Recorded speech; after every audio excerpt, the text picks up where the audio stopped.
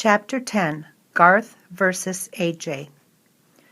If you have dogs or cats, you have to be very careful not to let them get near Humphrey, Miranda warned the rest of the class when we returned to room 26. You can say that again, I squeaked, but she didn't. I still considered Golden Miranda to be a special friend, and I had a very clean cage to show for my weekend, as well as a new respect for rubber bands. But I also decided that even though Miranda is practically a perfect person, I was not in a hurry to stay with her again. AJ raised his hand and Mrs. Brisbane called on him. "May I have Humphrey this weekend? We don't have a dog or a cat," he bellowed. "Lower your voice, AJ. I'll let you know on Thursday. There may be other students who want Humphrey as well." At least half the hands in the classroom went up as kids started shouting, "Me, me!" I was quite flattered, but for some reason the whole subject seemed to make Garth mad. Within minutes he shot a rubber band at AJ. "Ouch!" AJ complained loudly. When he told the teacher what had happened, Garth denied it. "Humphrey did it," he said. Gail giggled. Mrs. Brisbane did not. "I don't believe a hamster can shoot a rubber band," she said sternly. A lot she knows. The next day Garth stuck his foot out and tripped Art as he went to sharpen his pencil. "I didn't do it. He's just clumsy," Garth protested when Mrs. Brisbane angrily scolded him. That same day Garth pushed Gail at morning recess. He spent afternoon recess inside. "Garth Tugwell, you're halfway to Principal Morales's office right now." Mrs. Brisbane sounded really angry. Garth just shrugged his shoulders. On Wednesday, Garth sneaked back into the room while Mrs. Brisbane went to the office during recess, and he headed straight for my cage. The two of us were all alone in the room. "Hello, Rat. Why don't you just run away? Then nobody will take you home on the weekend," he said. He opened my cage door and grabbed me.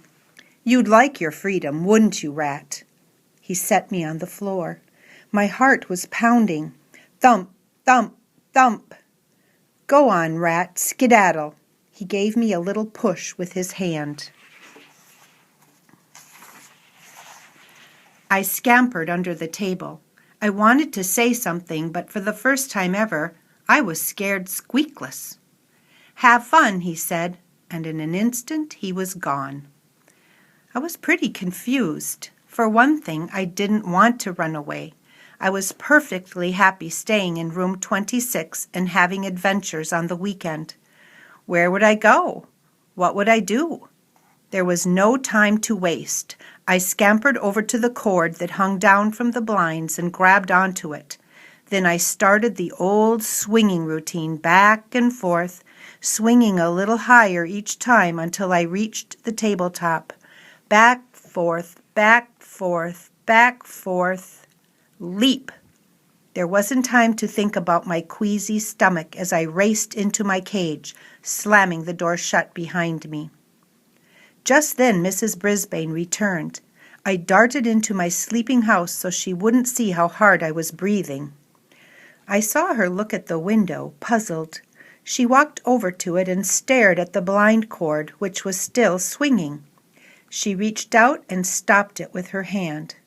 Then she shook her head and walked away.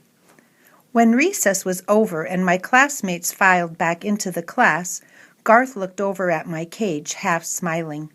But that smile quickly disappeared when he saw that the door was closed.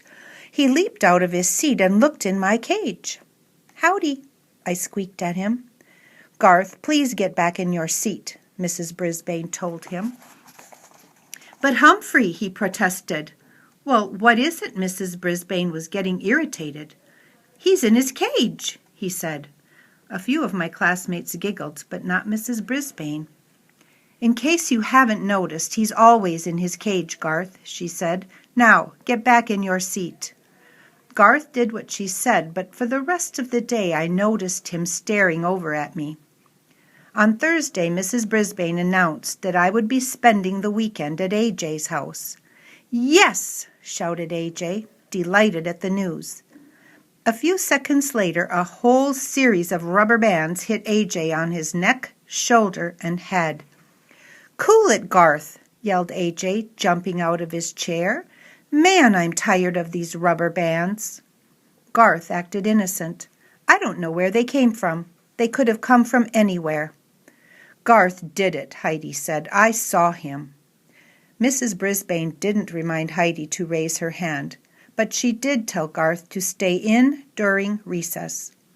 "Not fair," Garth muttered under his breath. When the bell rang for recess, Garth stayed in his seat. Mrs. Brisbane closed the door when all the other students had left and walked to his desk. Normally I would have been napping at this time, but I was wide awake and wondering what that boy had to say. "Garth, you've been acting strangely lately. You never got into trouble at all until 2 weeks ago. Now you're shooting rubber bands at people and disturbing the entire class. Can you tell me why?" Garth slowly shook his head no. "Your grades are slipping too. Has something changed in your life?" Garth slowly shook his head again. "How about at home? Is anything wrong?" Garth didn't shake his head. He didn't move a muscle. "Should I talk to your parents about your behavior, Garth?" Garth's face got very red. "No," he said with a choking sound. Mrs. Brisbane moved closer and put her hand on Garth's shoulder. "Tell me what's wrong." "My mom's sick," he said, "real sick." Tears ran down his cheeks. I was feeling a little teary-eyed myself. "How sick?" Mrs. Brisbane asked. "She lost all this weight, and she was in and out of the hospital, and now she's just tired all the time, and—" Garth didn't try to finish his sentence. Garth wiped away the tears with the tissue Mrs. Brisbane handed him. "That's why I can't take Humphrey home. My dad says we can't let anything bother Mom. Well, my little brother bothers her, and we let him in the house." Mrs. Brisbane smiled slightly.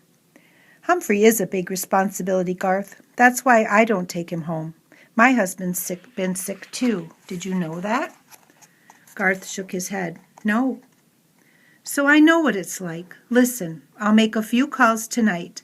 Maybe we can find a way for you to spend some time with Humphrey," she said. "But he hates me," I squeaked. "I'd like to," said Garth. "Huh?" I was confused. "But you have to promise me that you won't disrupt the class any more," Mrs. Brisbane told him. "Is that a deal?" Garth nodded. "Deal." "As you know, I'm very good at coming up with plans to solve human problems. Very, very good. But try as I might, I couldn't imagine what Mrs. Brisbane's plan to get Garth to spend time with me could be. I was still trying to figure it out when Aldo arrived that night.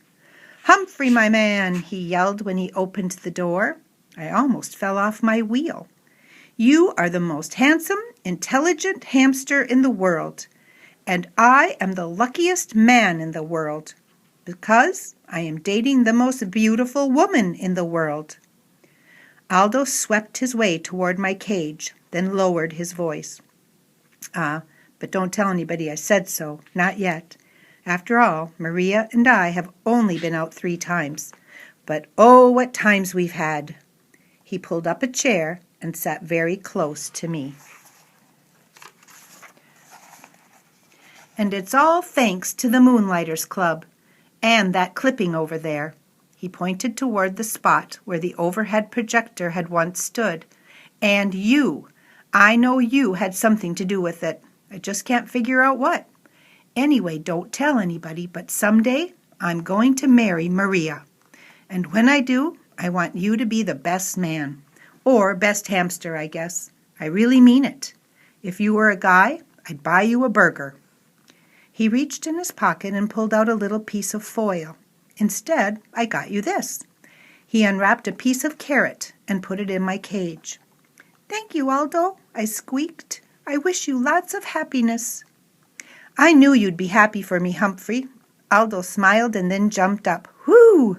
I've got so much energy, I can clean this room in half the time. I could climb a mountain and not even get tired. I could conquer the world."